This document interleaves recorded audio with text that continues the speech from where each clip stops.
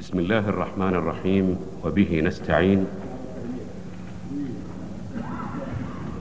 يقول الله تعالى: وقل اعملوا فسيرى الله عملكم ورسوله والمؤمنون.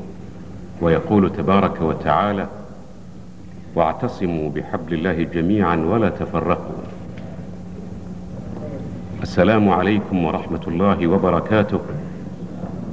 صاحب السمو الملكي الأمير ماجد بن عبد العزيز، أمير منطقة مكة المكرمة، نائب خادم الحرمين الشريفين في افتتاح الدورة 35 للمجلس التأسيسي لرابطة العالم الإسلامي، سماحة الشيخ عبد العزيز بن عبد الله بن باز، رئيس المجلس التأسيسي لرابطة العالم الإسلامي، سماحة الشيخ أبو الحسن علي الندوي، الأمين العام لندوة العلماء في الهند وعضو المجلس التأسيسي للرابطة، معالي أمين عام الرابطة الدكتور عبد الله بن صالح العبيد، السيد يوسف ليكليرك عضو المجلس التأسيسي للرابطة. هذا يوم مشرق من أيام رابطة العالم الإسلامي، وهو اجتماع سنوي يعقده كما هو معروف أعضاء المجلس التأسيسي للرابطة لتدارس العديد من الأمور التي تتعلق بالأمة الإسلامية ومناقشة هموم العالم الإسلامي في مختلف البقاع الأرضية، آملين أن تكون هذه الدورة خيرا وبرا وبركة على المسلمين. وهذه كلمة الأعضاء لفضيلة الشيخ أبي الحسن الندوي، رئيس جمعية ندوة العلماء في الهند. بسم الله الرحمن الرحيم. الحمد لله رب العالمين، والصلاة والسلام على سيد المرسلين وخاتم النبيين محمد وآله وصحبه أجمعين، ومن تبعهم بإحسان ودعا بدعوتهم إلى يوم الدين. أما بعد، صاحب السماحة شيخ عبد العزيز بن باز، بارك الله في حياتي ونفع به، صاحب السمو الأمير ماجد، وحضرات السادة، إن هذا اللقاء الكريم الوقور الهادف العالمي بالنسبة للعالم الإسلامي قد جاء في مكانه وجاء في أوانه. إنه قد جاء في مكانه لأنه يعقد في مكة المكرمة، البلد الذي طلع منه الصف الصادق للبشرية كلها، فبدت الظلام وأنقذ الإنسانية من السقوط في الهاوية التي قد أشرفت على السقوط فيها وقامت على طرف منها. فمن هنا طلع الصف الصادق، بدت الظلام.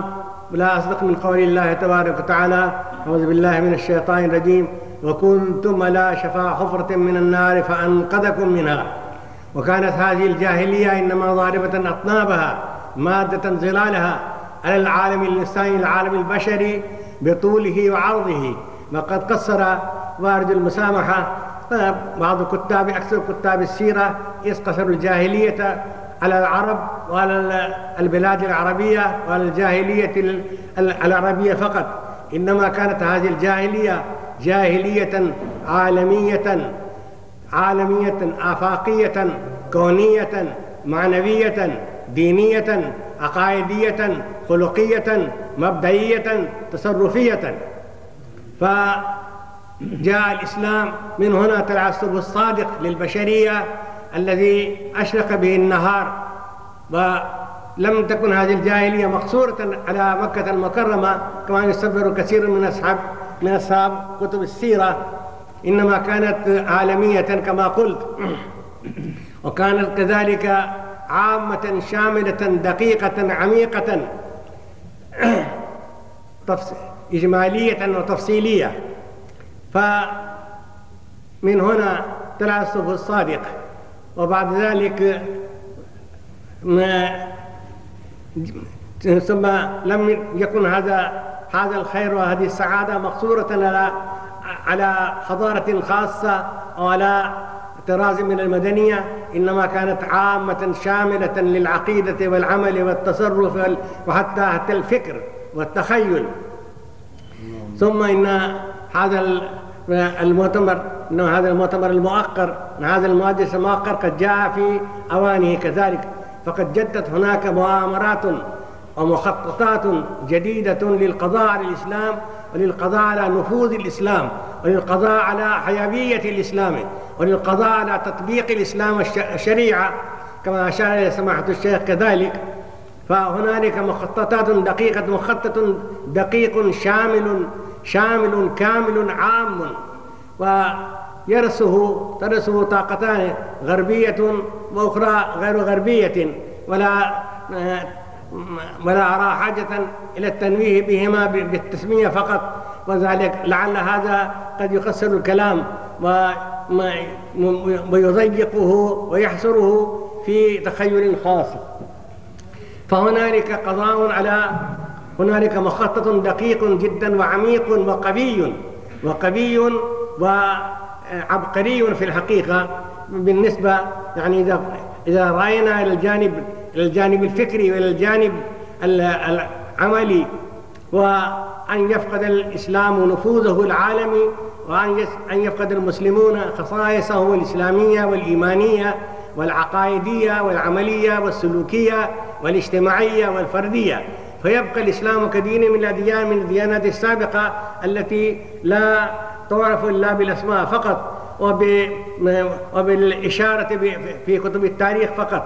وهنالك مخطط دقيق جدا يرسه طاقة غربية كبيرة أو كبرى الطاقات، وطاقة أخرى في آسيا في الشرق، التقطا لمشاركتهما في هدف خاص، ولنظرهما الثاقب الدقيق إلى أن الإسلام هي القوة الوحيدة العالمية التي تستطيع أن تمنع سيرهم وأن تعوق سيرهم ونشاطهم وانتصاراتهم ونفاذ مخططاتهم.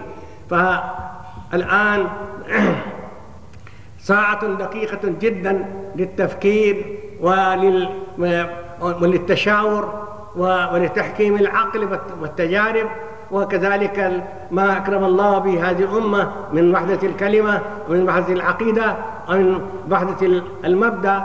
فإنما جاء هذا المؤتمر والحمد لله وحده، منه التوفيق في مكانه اللائق المناسب الوحيد، وفي أوانه الطالب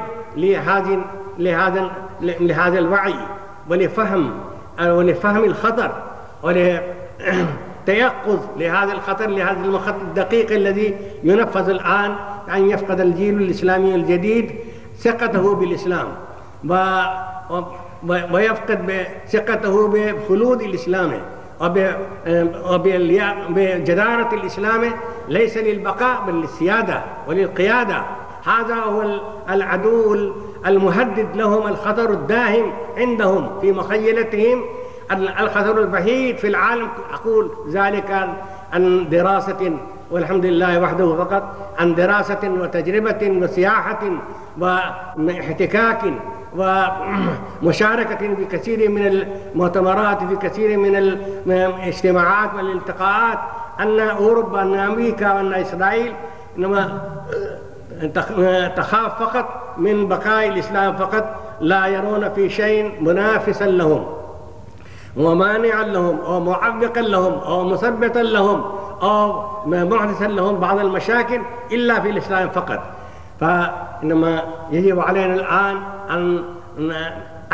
أن نتيقظ وأن نعي هذا الخطر الداهم، الخطر المهدد للإسلام الذي لم أرى له مثيلا في دراستي القاصرة المحدودة، ولكن في دراستي على كل حال، دراستي العامة والمتنوعة للتاريخ، لم يكن شيء، لم توجد هناك طاقة سياسية أو اجتماعية وفكرية حتى وفلسفية خافت من الإسلام مثل ما تخاف هذه الطاقات، مثل تخاف هذه الانتفاضات وهذه الاحتكارات للقوة العالمية والاحتكارات للقوة السياسية.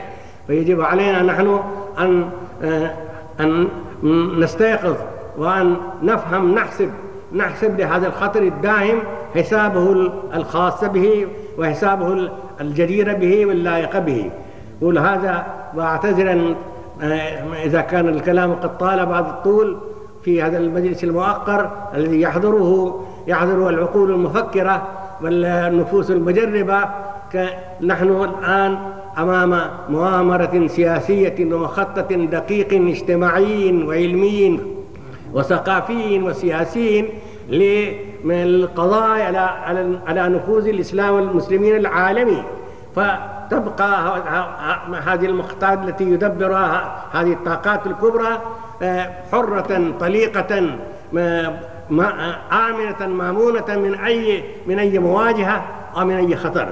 فنسأل الله التوفيق على فهم هذا الخطر، وعي هذا الخطر، ثم التيقظ له والسهر له والاجتماع والالتقاء على مواجهته ومقابلته، وما ذلك على الله بعزيز. وهذا البلد وهذه في ظلال هذه الحكومة القائمة على توقير الشريعة ولا تنفيذ الشريعة ولا إجلال كلام الله تبارك وتعالى وحلاله المحل اللائق بالسنة النبوية، نرجو في هذا المكان أن يكون من هنا أن تكون من هنا انطلاقة عاقلة واعية مدبرة ومؤسسة على حسن النية والإخلاص والفكر الصحيح، ونرجو من الله أن يوفقنا جميعا لهذا، وما ذلك على الله بعزيز. والسلام عليكم ورحمة الله وبركاته.